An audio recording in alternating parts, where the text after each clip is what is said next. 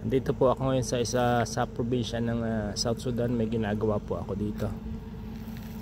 Isa po itong field office ng WFP.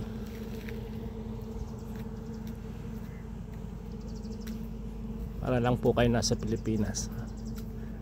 Maraming bayabas, maraming malunggay, may atis.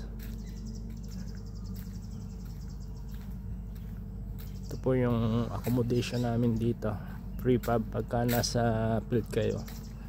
Ganito po yung tirahan dito.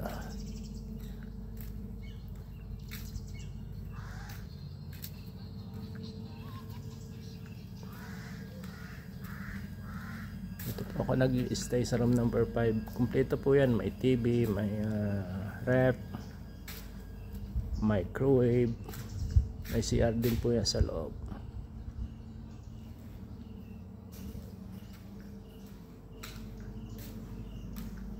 Pero pabalik na po ako bukas, tapos na kami dito. Inabot ako ng 18 days dito. 2 oras po yung biyahe pabalik sa city.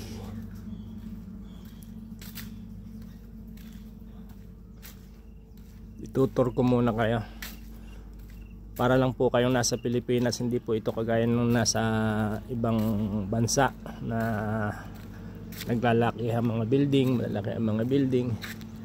Dito po kagaya niya, may mga mangga, lemon.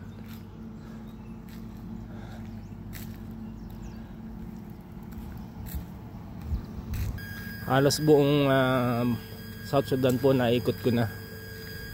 Halos kasi sa pag may problema sa mga field office tulad nito,